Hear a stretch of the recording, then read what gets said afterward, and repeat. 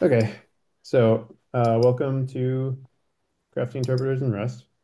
What we were doing last time, which I didn't record last meeting, uh, is we discovered a place where our macro won't quite capture the pattern that we need. So for this rule here, this grammar rule here, um, basically we can't do greedy matching. That was the problem. Um, there's a particular pattern which has like an optional group as part of the pattern. I'll sort of get to it in the book. Yes, it was this. So this particular grammar rule, um, oh, wait, was it that? Yeah, I think it was. This particular grammar rule has this thing at the beginning. So it has an optional group of like a whole bunch of stuff that forms a function call, and then uh, it has to end with an identifier, and then you can say equals some expression.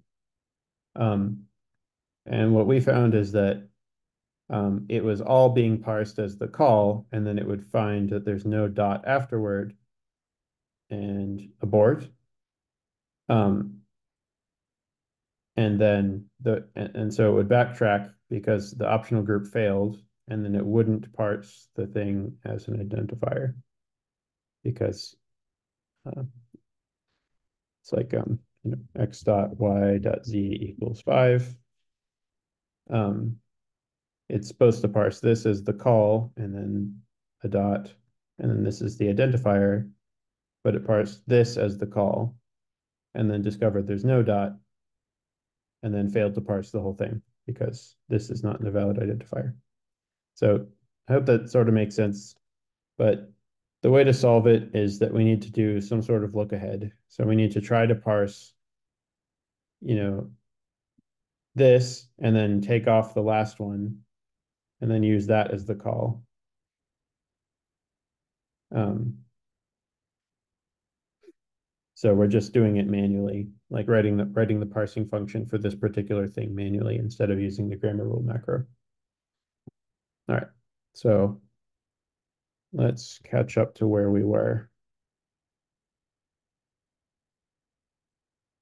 So we changed the definition of this member access thing. A member access is now either a bunch of function arguments or an identifier. And we will still have to figure out how to incorporate dots in there, I think. So we're going to construct a bunch of member accesses. We'll loop over, we'll loop until we figure out the end of the expression, trying to add member accesses.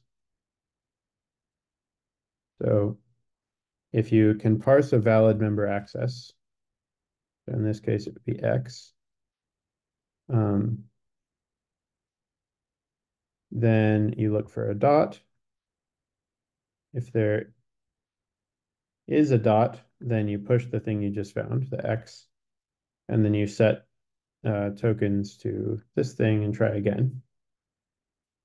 If there's no dot, then you just hit the last thing in the path. So you hit the Z. Now we need to figure out is it an identifier? If it is an identifier, then this whole thing is valid. If it's not, then this is not valid. Okay, so I think we've gotten the uh, error path there. So if it's not a valid identifier, we're returning the error that says as much. But if it is, then we need to actually construct the full assignment. So take into account the equals and the assignment value. Okay. So that's where we are. Um, it occurred to me if this ends up being used recursively, like one of the macros calls this function, we can't use return, right? Uh, I think we can because it's the problem with question mark was because the whole block of code gets inlined. But in our case, it's just a function. Okay. Uh, So let me we think. can use question mark all we want. Okay, great, great, great. Okay, sounds good. Yeah, I agree with that. So, okay, so here we've gotten, so we made a pattern called direct assign. Direct assign is like the thing at the end where we figured out what identifier we want to assign to, and now we're assigning it that value. So it's a pattern that says identifier equals sign and then an assignment. So this should match the z equals 5 part. So um, now we need to construct the full assignment out of that. So what we have is um, let's see, did encounter some problem where it's like we need the pre AST version of this, right? Like we need the pieces of the direct assign. I think so. Don't remember. I think that's what we were talking about, but I'm not actually sure. So if we do build direct assign, so it makes one of these, and right, we needed to sort of pull the target out and do stuff with it. Um, yeah, how did we even intend to AST it? Like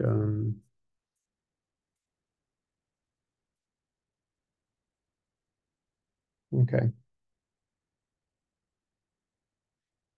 So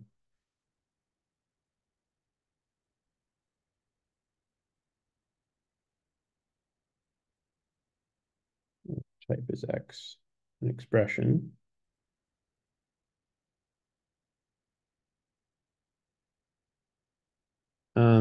Yeah, I think we need the pre-AST version of it.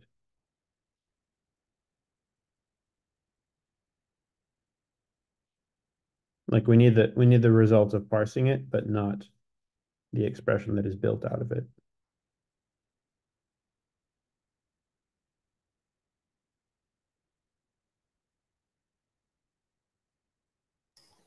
Uh, can we call the macro stuff? Which macro? Add a case to the macro or Uh, so macro gives us what? Macro gives us the parsing code itself. mm-hmm. So I think this means we can take this grammar rule, strip. We have to specify a function name for that. So that's not going to work. We can make a private helper that returns a tuple of two elements with identifier and assignment instead of AST version direct assign. Okay.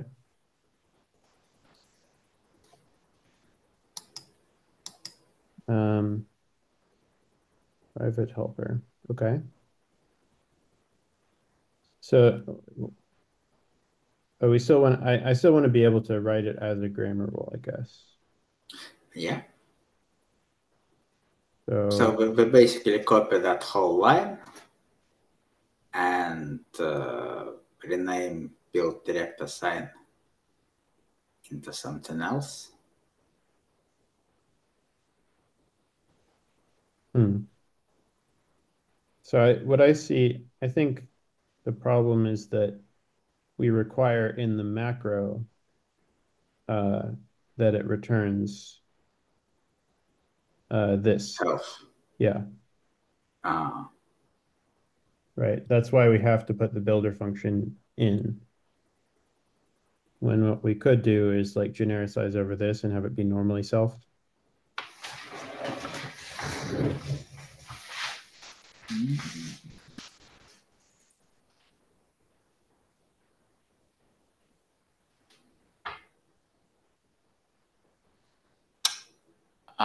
we can shove it into different structure. So make a structure that is basically a tuple and shove our helper to that Okay. function. In that case, self should be fine.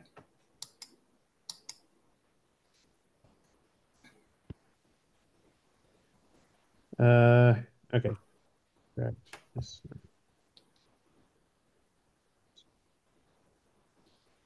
this will have um, Identifier string and visit expression.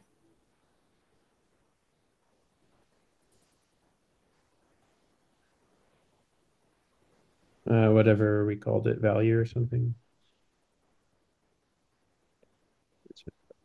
Okay.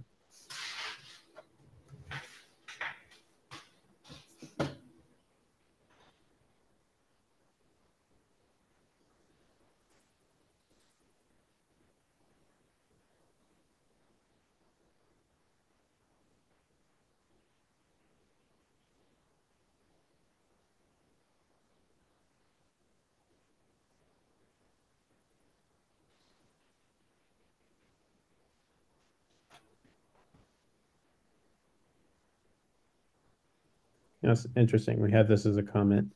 This, all right. Yeah, but it didn't really work out because of the return type. Yeah.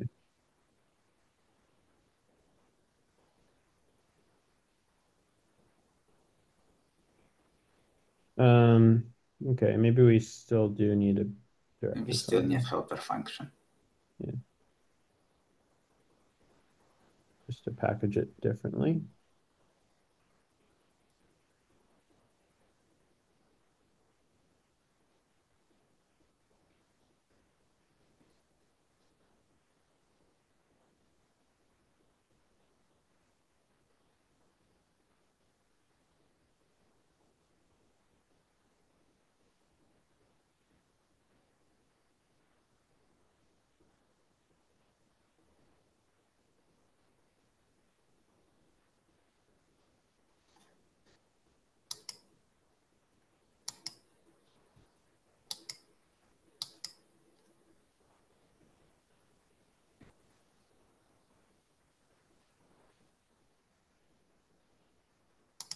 Does that work? Yeah. Yeah, seems reasonable.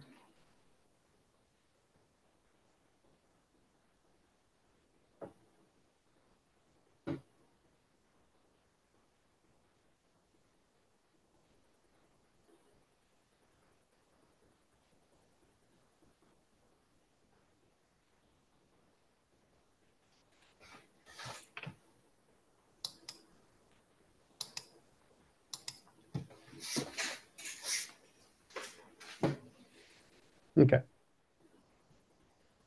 So that I think that means that in um, here we don't need direct assign, right? Because nothing else calls it. Yeah, Yeah. this is the only place we use it. So it'll be a direct assign components direct assign. There we go. Now X. Oh, okay. Yeah, yeah. So let ident value. You can access it with a dot if you want. Okay. Okay, great, great, great. Great, great. Okay, that's what we needed. So, right. So what we need to do is construct the, all right, construct full target out of um, member accesses plus ident, and then back into or what's it called? Expression. Uh, it's still an expression, right? Yeah, it's an assignment. Okay. What is the type of the thing we're building? Yeah, member assign expression, I guess. I think we need to change type of member assign because target is not just expression, it's a vector of calls. And I don't I think agree. it I think represents it's this a vector in current structure. um,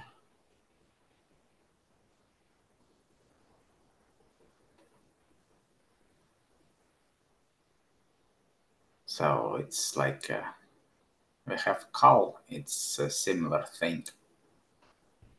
yeah. It's a vector of member accesses, identifier, and Yeah, the you're right. expression. Okay. Why did we have base and call?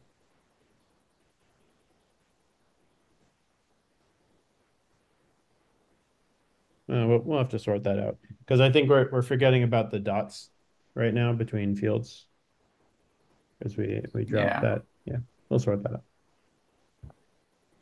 Okay. So member assign now needs we need to return the right tuple of things here. This is not right anymore. Well, wait. Okay. I think this is the set of things that we need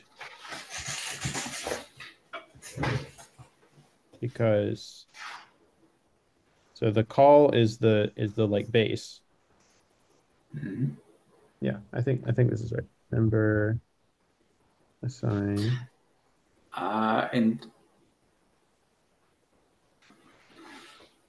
It'll be a call expression. And then the ident, which is uh this. Maybe. well, it's a static string. Uh, not static, capital string, so no Yeah. references for now. I think that's right. Okay. Uh,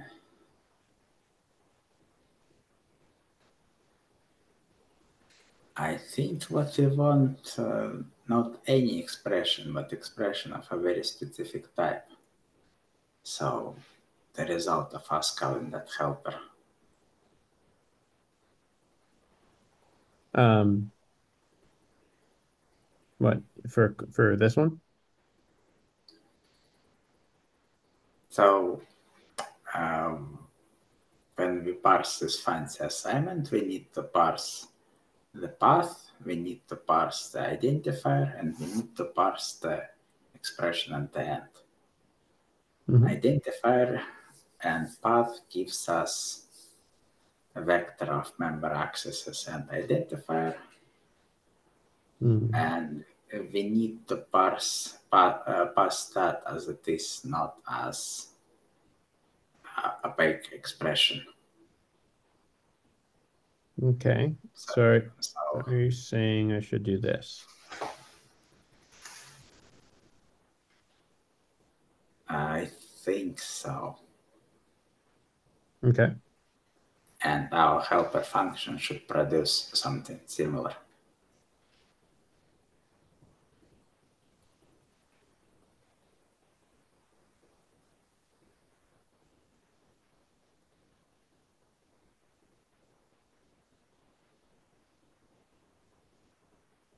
This one? Yes, Yeah.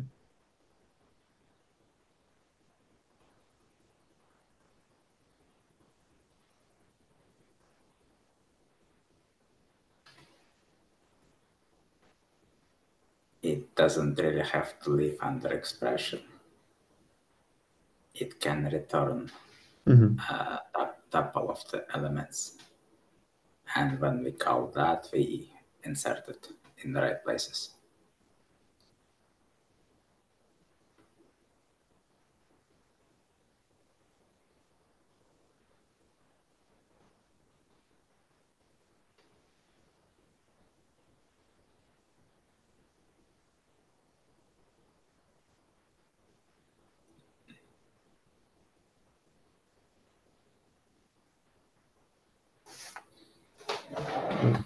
Another set of prints.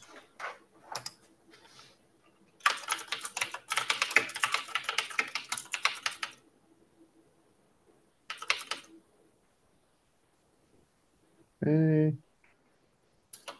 Expected expression. Yeah, so this needs to call the helper function.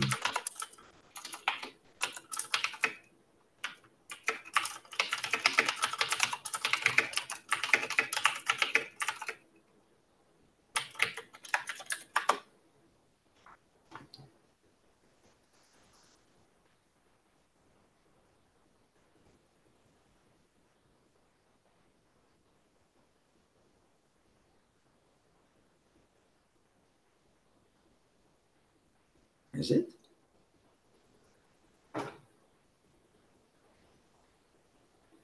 Okay. Yep, yes, correct.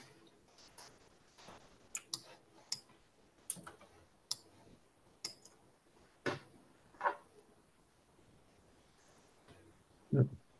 All right. So we've changed the type of this. So, well,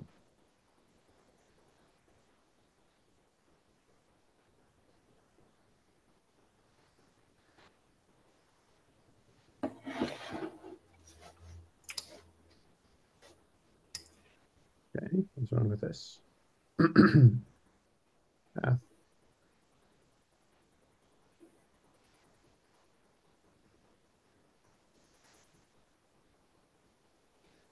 Okay.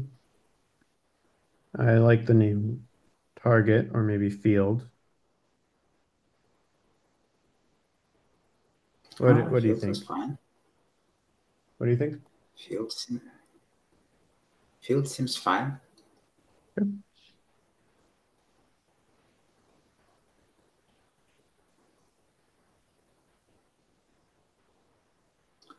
You can ask Rust Analyzer to rename structure fields globally. Yeah, all right, I'll do that. I think we didn't really take that into account when we redefined it here. So I'm just gonna, because like we also added a field. So let's see, I think this test Yep. might not work anymore.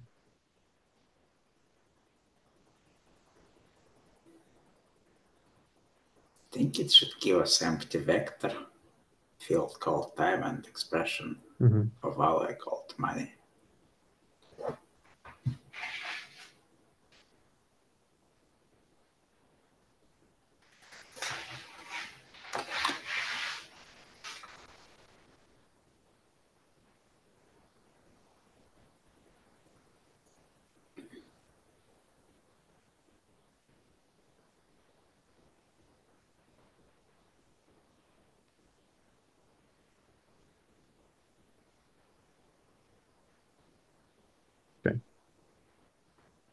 So, do we have a problem here?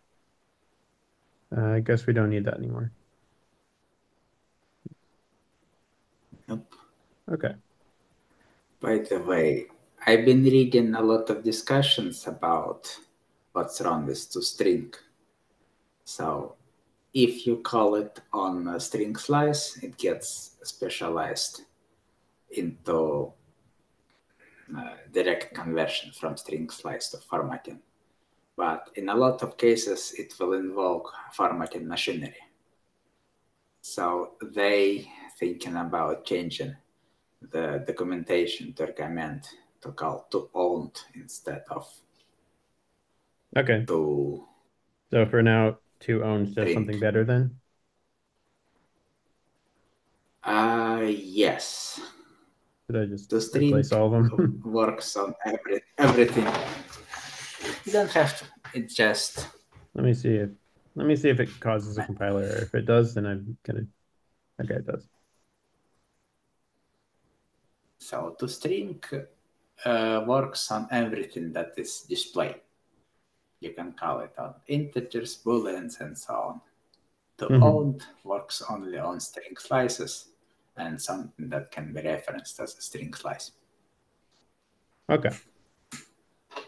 But so does it is it only compile time overhead to call toString, or does it have runtime It's specialization? if you like if you have a double reference to string slice, it will have runtime overhead. Okay, got it. All right, cool. Um, all right. So interesting.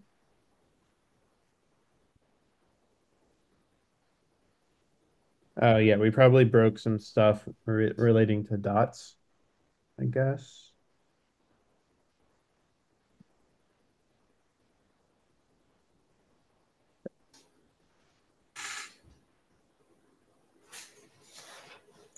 Oh, okay. No, it's actually right now. I just didn't update the test value. Okay. So this should now be member assign um, path.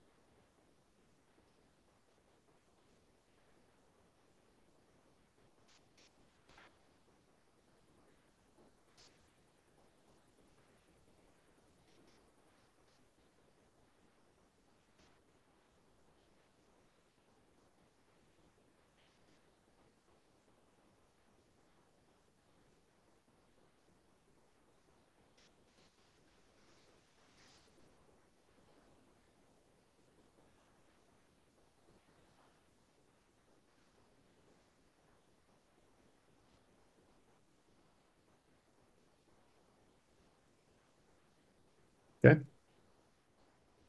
Nice. All right. So there are some other things that we have probably broken now.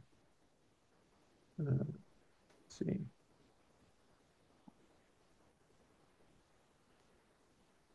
Well, tests for good error messages still need some work, but I don't think book even mentioned generating good error messages yet. So we can leave it fail for now. Yeah. Oh wait, these are only about error messages. These ones. Well, the first one, yes. First one is the The second rest one. is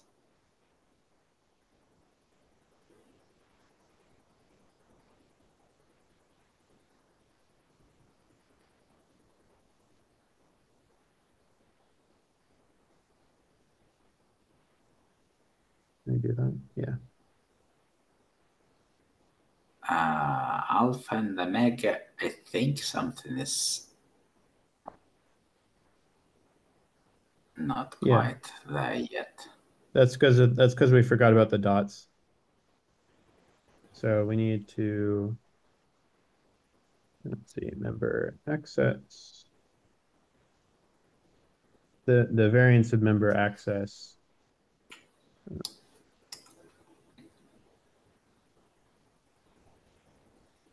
They don't take into account the dot on either side.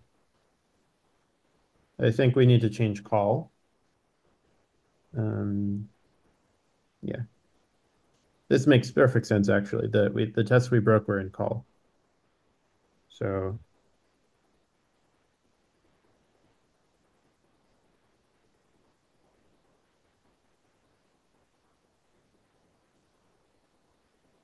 no, we don't use call dot, do we?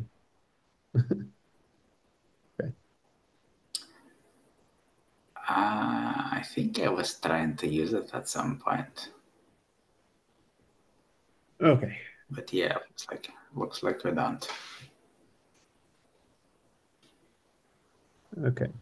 So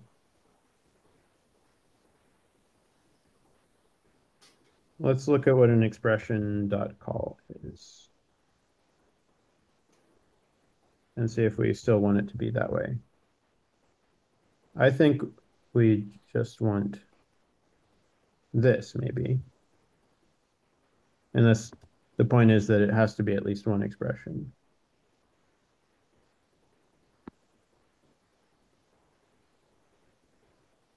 Yeah, that's just the way they structured it. It's a start.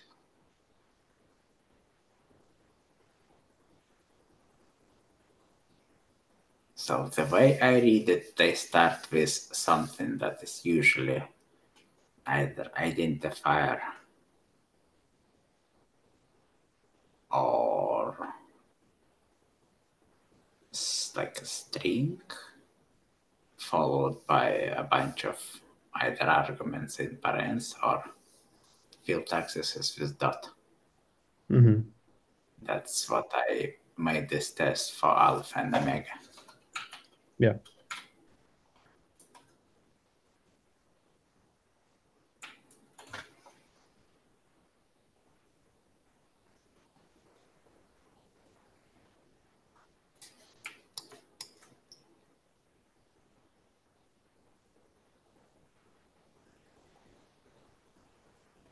Okay, so to look at their let's look at the grammar rule for call.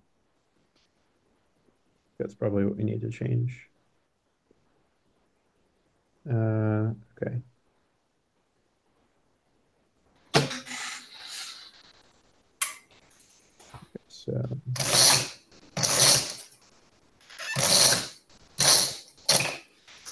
So can't we just do like a dot? We cannot because grammar allows arguments in parens without any dots. Mm-hmm. Okay, got it. So dot goes with member access.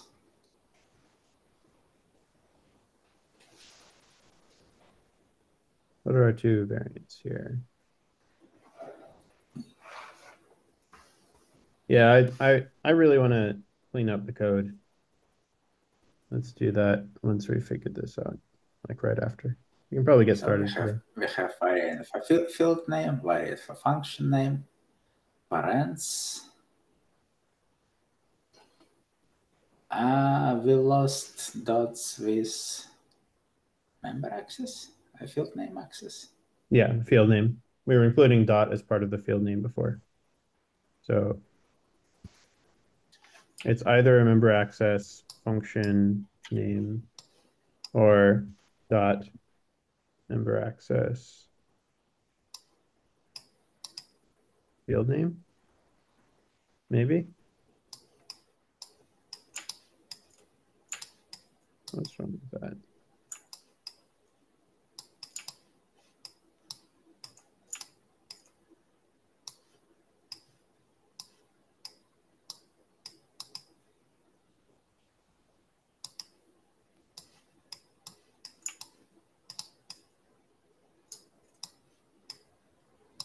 It doesn't like a star on the same thing.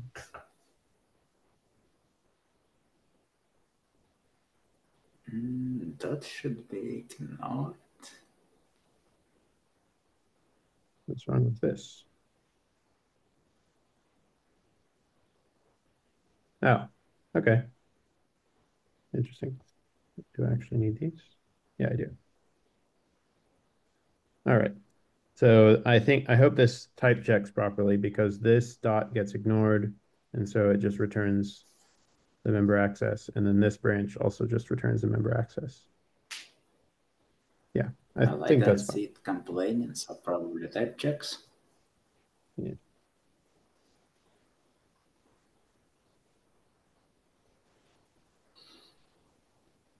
All right. We pass.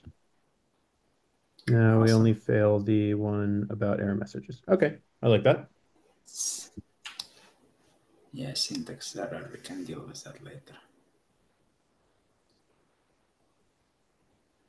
Do you have a branch or anything? I was thinking just pushing Nope. this directly. Okay. Yes, sounds good. Um,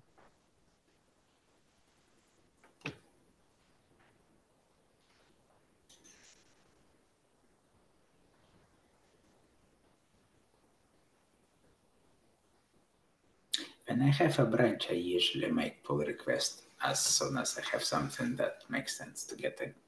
mhm. Okay, cool. Uh, so what were your thoughts about code reorganization? And finally actually do that. Uh, so biggest problem, we have everything in one file, Yeah. and this file is called main. Yeah. That's not good. So let's make file called lib and move pretty much everything except for the main function into lib.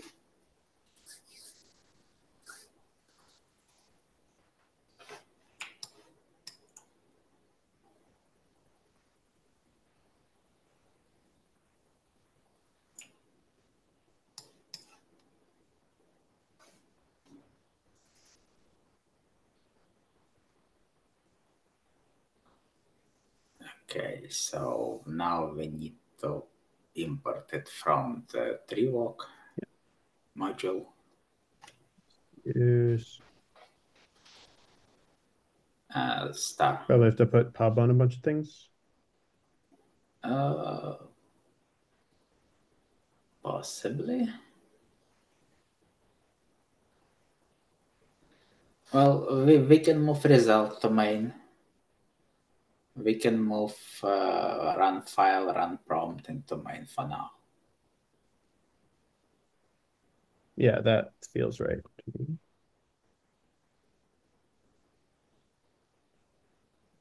Okay, now these ones just need to be, then we just need run from,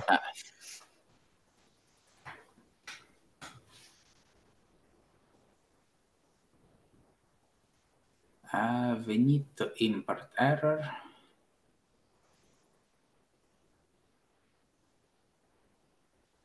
We need to import std auth and args.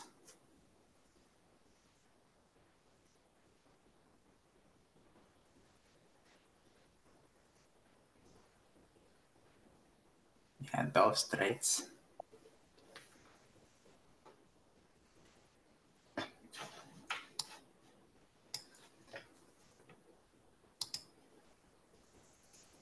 great.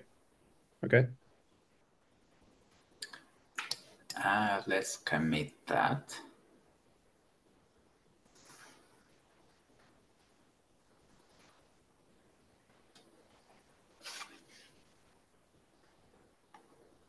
Let's look into splitting the lib. We have flexor and we have parser.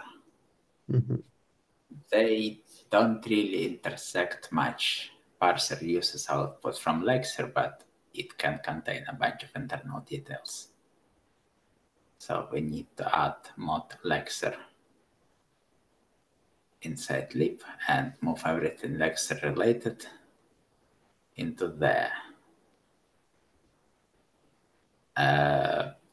PHF map goes there as well.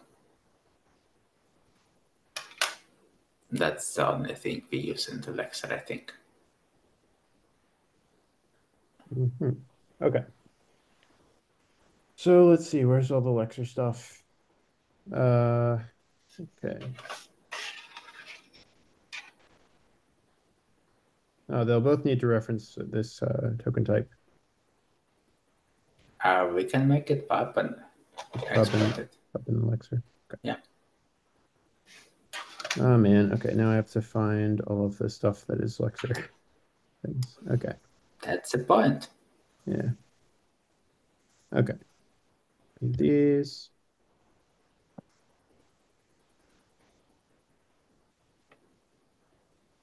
Need these.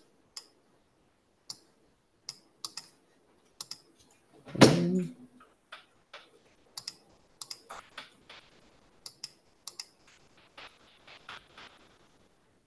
Is there anything else that's Lexer? I'm just gonna do some code folding to see just sort of what there is.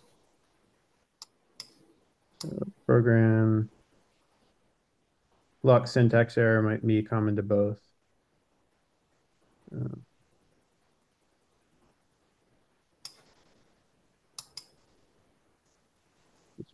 place.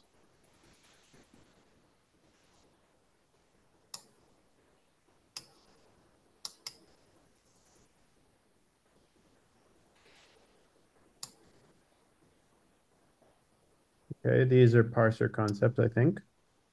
These are these are Lexer concepts. Okay. I think I've gotten everything for the Lexer into the Lexer. Okay, yep. And then Now this we need to make sure is it compiles. yeah. Well, I need to redo a bunch, make things pub and like link stuff up correctly. All right, so this goes into the Lexer. All right, that got rid of, I made the Lexer compile. Okay. I'm going to call it scanner because we called the struct Yeah, scanner. sure. Yep. Let's see, did you already rename it scanner here? Yes. Smart. Okay. And then this is called parser. Okay. Um, then all of this stuff for the tests.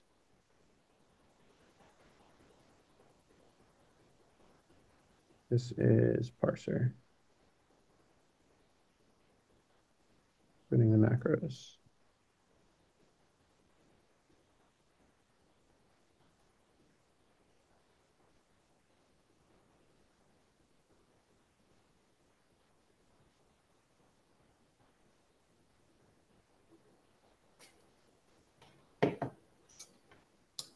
Okay.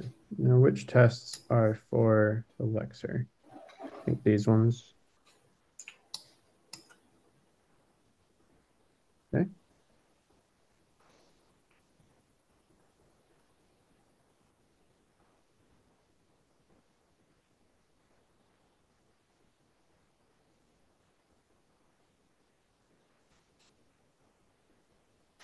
And then most of these are for testing parser things in this.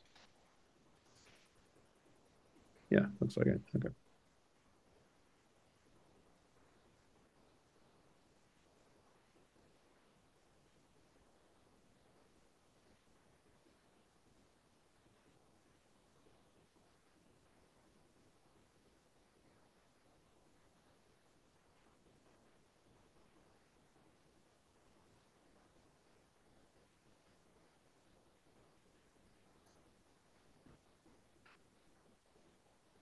It's a long file.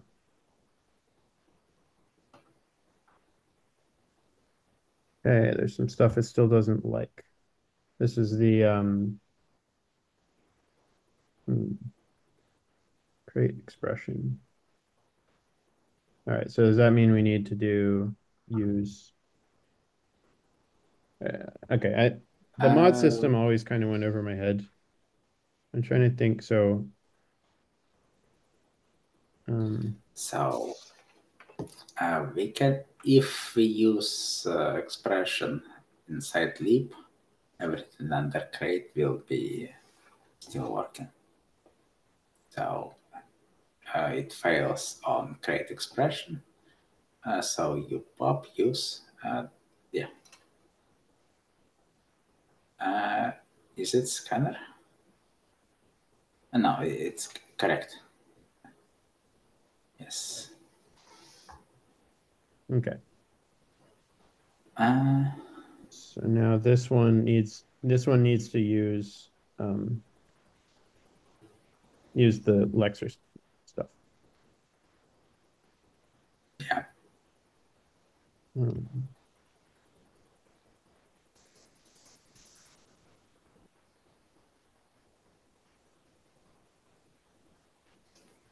I think.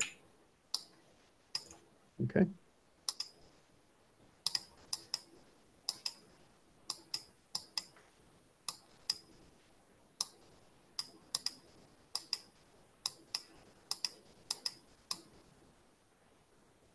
Now what? Now we've got. Oh, you need to make the fields public. Yep. That's weird. Uh, by default, they're private, and that's good. This allows you to make changes to internal API while having given access to external items. Okay, some of our parser tests use scanner directly. Should we just refactor to use the? Oh no, no. We can import it at the beginning, Yeah.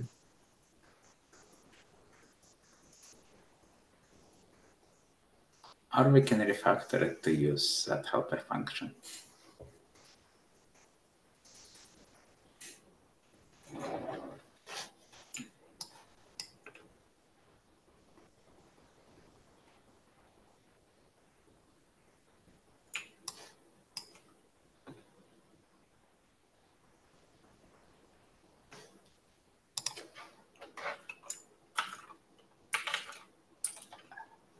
I made that public.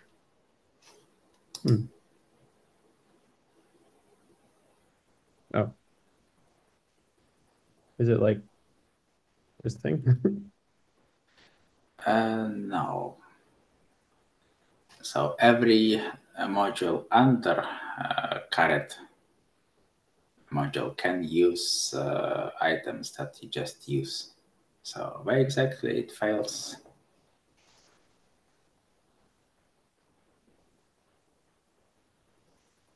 Function run is private. Uh, yeah, we can pub use. In that case, we need to use pub use because main is a separate thing.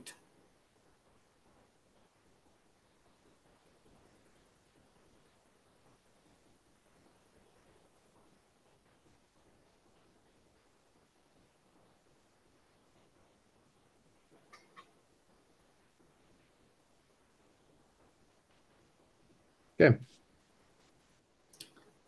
Awesome.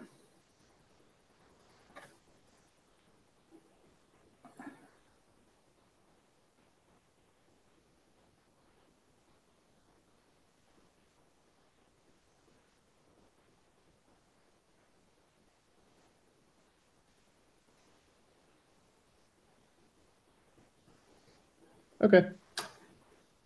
So next we can split out tests into separate files. Okay, Right sure. now, what is the biggest number of lines in the file? A few hundred. That's probably a bit too much. You can try typing and go back. So go line 278, up, Where? up. Yes, 248. Type mod space test, open brace, instead of semicolon and closing brace at the end. And then try right clicking and ask it to factor it out. It should be able to do that. Here Mm, it complains. So now it is in a separate module. It doesn't share imports yeah, from I the know. I'm just trying to parent get tray. the light bulb is not the light bulb shows up and then if I click on it, it goes away. So I'm trying to get it to like If you right click on motor, right click on test, refactor. Yep, magic. Let's go there and use super colon star. And no, just leave it as it is. Go line 1 at the very beginning of the file. Use super colon star. That should do hmm. it. Now, how come the Uh, automatic refactor see, doesn't do that? All right. because that's what we had.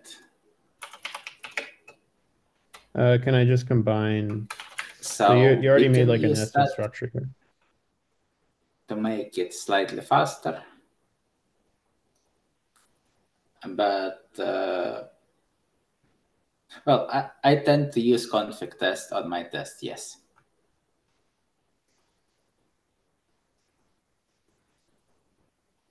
Can I just put all this in a block? No. The config test you need to put on the module itself. So go back to where we define it and put it right in front of mod test. Okay. So now, unless we're running test, it's not going to be checked.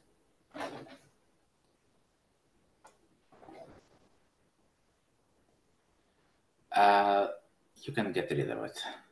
Salary. No? Yes. Yes. Let's extract it. You already are using the super. Okay. And then my own tests.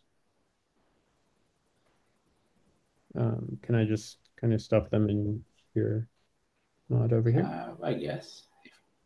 Yep. Okay, it doesn't like that because I'm not sharing your imports.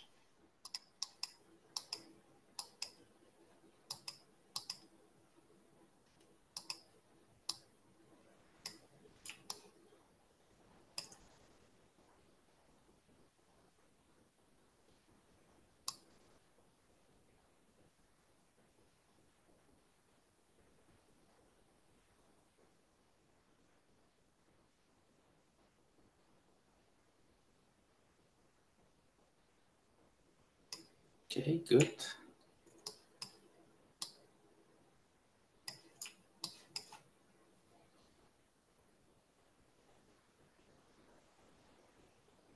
Why does it think I don't need this? Because we had super and now I think it's gone. Okay. So I do need that, but it's maybe giving me a warning that I should do something else with it.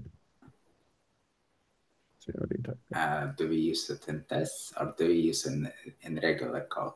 I think only tests.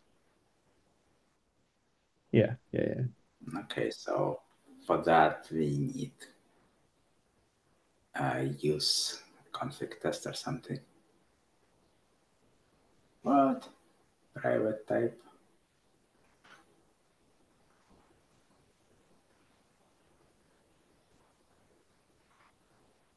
It was complaining on private type member access, and I think field is public.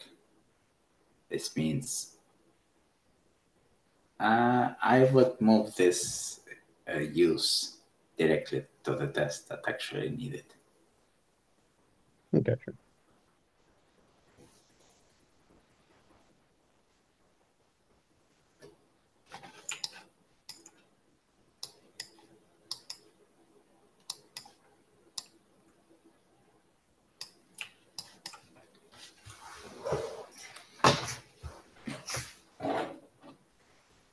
Uh, you need to start with crate.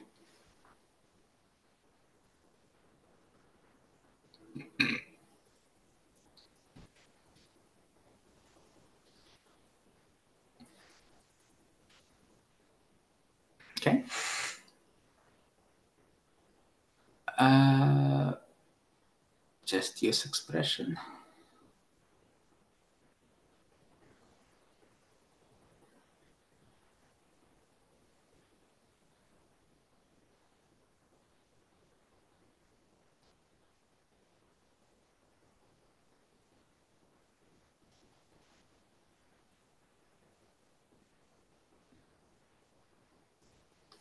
Okay, now it gives us a whole bunch of warnings. Let's try to look at what they are. I think we need to make more stuff public. Okay. Now I'll just start here. Very complex type used. No shit, Sherlock. Yeah. But I don't think we can do much about this complex type. No. I mean, we can So we can make an alias for it in the builder function because that's the only place we need to name the type. it gets used in only one place. Yeah. Makes no sense. So we can disable the whole lint. So if you copy this warn clippy type complexity into the module with the macro at the very beginning of the file, And do I have to say it like needs to be not? first line. It's not its exclamation mark makes it a second character, a second, not the third. Yeah, and it's not. It should be not warn. It should be allow. But we do want to allow. Yeah. Okay. No, you need exclamation mark because it makes it to apply to the whole module. Oh, got it. Okay. So let me, assuming that that meant negation. All right. So let's see.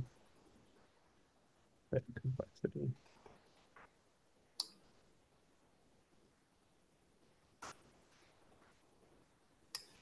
Okay.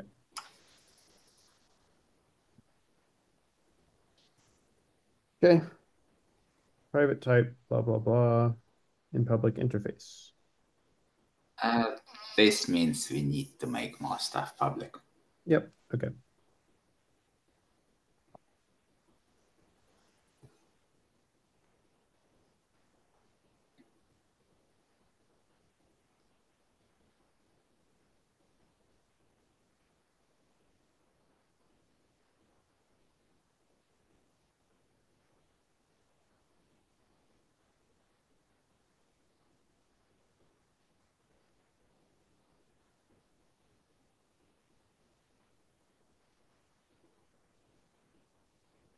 Yeah.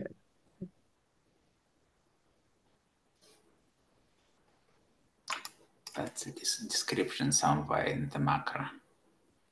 Yeah. This is, I was using this to debug, but we don't need it.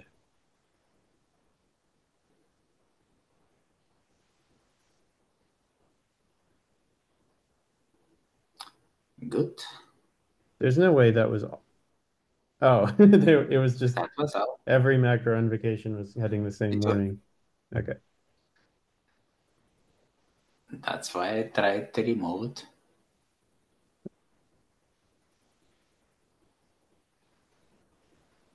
Cool. All right. That's probably good for today. Very satisfying. Yeah, that was satisfying. So